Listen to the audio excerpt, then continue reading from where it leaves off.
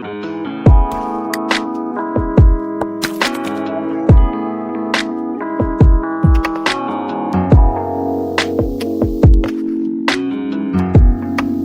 दोस्तों, एक बार फिर से स्वागत है आपके अपने YouTube चैनल डीके टेक में। आज हम बात करने जा रहे हैं आरटी एजुकेशन फॉर्म के बारे में। आरटी एजुकेशन फॉर्म में अप्लाई करने से पहले यह जान लेना आवश्यक है कि आरटी है क्या।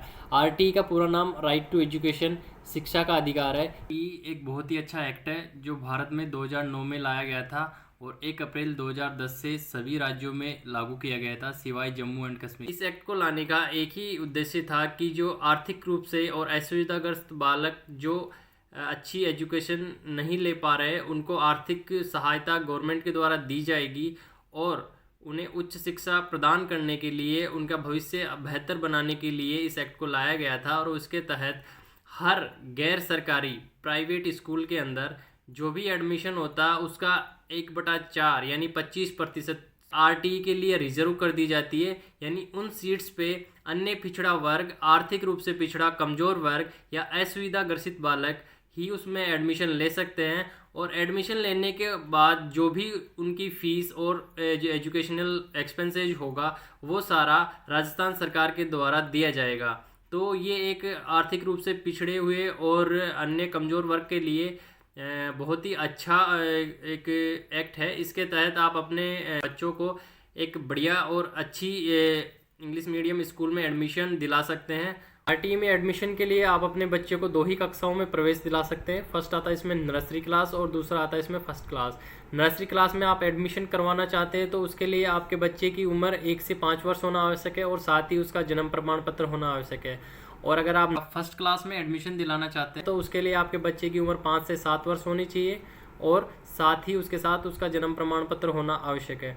एक बार एडमिशन लेने के बाद आपका बच्चा उसमें 8th क्लास तक फ्री ऑफ कॉस्ट पढ़ता है, उसको 1 रुपया जमा नहीं कराना होता है। और जो भी उसका स्टडी एक्सपेंसेज होता है वो गवर्नमेंट द्वारा स्कूल को डायरेक्ट पे किया जाता है। उसमें पेरेंट्स के द्वारा 1 रुपया जमा नहीं कराना होता है, बशर्ते उसमें हर साल आपको केवल आय प्रमाण पत्र जमा कराना होता है, क्योंकि आपकी वार्षिक जो आय होती है हर वर्ष कम या ज़्यादा होती रहती है। तो उसी के लिए आपको नए साल में नया आय प्रमाण पत्र आपको जमा करवाना आवश्यक है। उसके अलावा आपको दोबारा आवेदन करने की या और कोई डॉक्यूमेंट जमा करने की आवश्यकता नहीं होती है। तो इसीलिए ज़्यादा से ज़्यादा लोगों को जागरूक करें और सरकारी योजनाओं से जुड़ने के लिए प्रेरित करें। और वो एडमिशन दिलाने के लिए आपको क्या क्या करना होगा, उसके लिए क्या क्या आपके पास डॉक्यूमेंट होने चाहिए, क्या उसकी प्रक्रिया होती है, कैसे आपको उसमें ऑनलाइन अप्लाई करना है, ये सारी प्रक्रिया जानेंगे हम इसी वीडियो के अंतर्गत। तो इसको हम 3 पॉइंट्स के अंदर डिवाइड कर लेते हैं। फर्स्ट आता है योग्यता। सबसे पहले जानते हैं आप किस प्रकार से अपनी एलिजिबिलिटी योग्यता चेक करेंगे कि आप उसमें अपना आवेदन सबमिट कर सकते हैं या नहीं कर सकते। इसके लिए सबसे पहले अहम चीज़ है वो आपका ये है कि जो आपकी सबसे नज़दीकी प्राइवेट गैर सरकारी स्कूल है, आप उसी आपका जो निवास स्थान है उसी स्कूल की ग्राम पंचायत, वार्ड या नगर निगम के अंदर आना चाहिए। अगर आप जिस स्कूल में आवेदन करना चाह रहे हैं वो स्कूल आपके ग्राम या वार्ड से बाहर है, वो अन्य ग्राम या वार्ड में आती है, तो आप उसमें आवेदन के लिए योग्य नहीं होते हैं। उस क्षेत्र के नज़दीकी निवासी है तो आवेदन करने के लिए आप या तो आर्थिक रूप से कमज़ोर होने चाहिए या फिर आप असुविधाग्रस्त होने चाहिए। आर्थिक रूप से कमज़ोर वर्ग में उन लोगों को रखा गया है जो आर्थिक रूप से कमज़ोर है, जिनकी वार्षिक फैमिली आय जो होती है एक तरीके से 2.5 लाख से कम है। यानी जिन बच्चों के अभिभावकों माता पिता की आर्थिक स्थिति कमज़ोर है और वार्षिक आय उनकी 2.5 लाख से कम है, वो इस योजना के पात्र है और उसमें अपने बच्चों का एडमिशन करवा सकते हैं। दूसरा आता है इसमें असुविधाग्रस्त बालकों के लिए। असुविधाग्रसित बच्चों में उन श्रेणी के लोगों को रखा गया है जो विशेष असुविधा से पीड़ित है, जैसे कि अनाथ बच्चे उनमें आ जाते हैं। इसके अलावा बीपीएल श्रेणी के व्यक्ति भी इसी में शामिल किए गए हैं जो बिलो पॉवर्टी लाइन, गरीबी रेखा के नीचे जीवन यापन कर रहे हैं।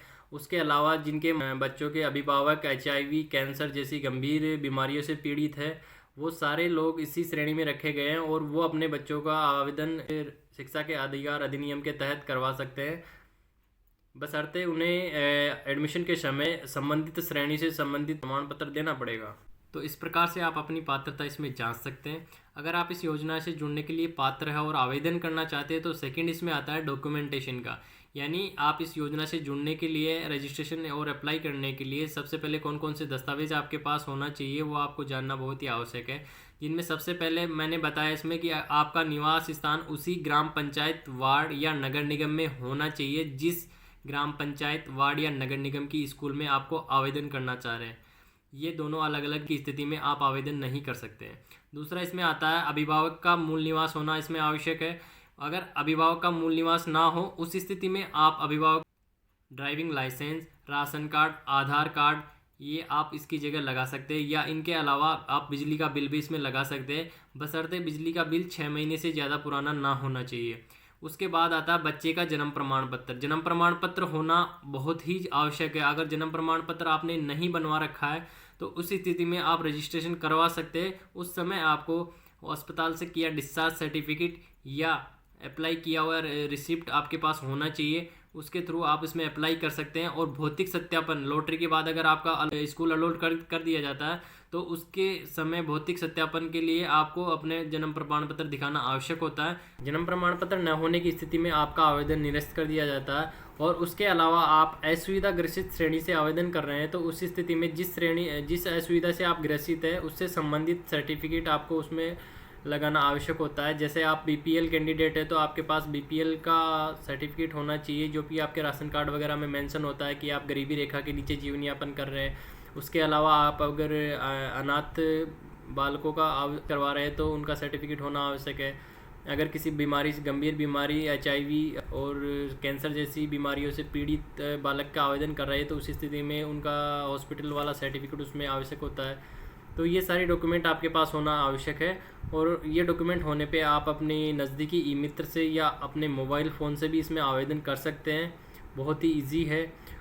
तो ये सब दस्तावेज होने के बाद इस योजना से जुड़ सकते हैं। और वर्ष 2021-22 में आवेदन करने के लिए विभाग द्वारा तिथियां निर्धारित कर दी गई है। उनके अनुसार आप 16 अप्रैल 2021 से 6 मई 2021 तक इसमें आवेदन कर सकते हैं।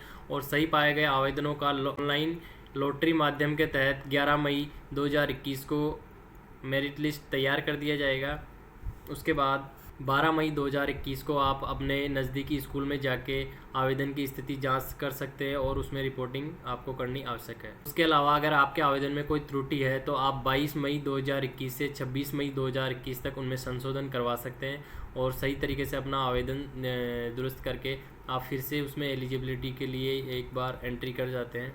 और वो सही होने पे आपको 1 जुलाई 2021 से 10 जुलाई 2021 तक उसमें ऑनलाइन पोर्टल पे लॉगिन करके सहमति प्रदान करनी है। उसके बाद आपका एडमिशन कंफर्म कर दिया जाता है और कंफर्म होने के बाद विद्यालय के द्वारा आपको निःशुल्क प्रवेश श्रेणी का एक सर्टिफिकेट दिया जाता है। उसमें मेंशन होता है कि आपका बच्चा इस स्कूल में इस कक्षा के अंदर उसमें आपको एडमिशन दे दिया गया और उसके द्वारा जो भी एजुकेशनल एक्सपेंसेज है वो सारा गवर्नमेंट के द्वारा उसको स्कूल को पे किया जाएगा। आरटीई इसकी एक बहुत ही अच्छी योजना है। इस योजना से जुड़ने के लिए पात्र परिवारों को अधिक से अधिक जागरूक करें और उन्हें प्रेरित करें कि अपने बच्चों का एडमिशन इस योजना के तहत करवाएं ताकि उनके बच्चे भी अधिक से अधिक पढ़ के अपनी शिक्षा का सुधार कर सके और अपना भविष्य संवार सके। वीडियो अगर अच्छा लगता हो तो लाइक करें और ज़्यादा से ज़्यादा लोगों को शेयर करें ताकि हर से ज़्यादा लोग इससे जुड़ सके और सरकारी योजना का लाभ ले सके। धन्यवाद।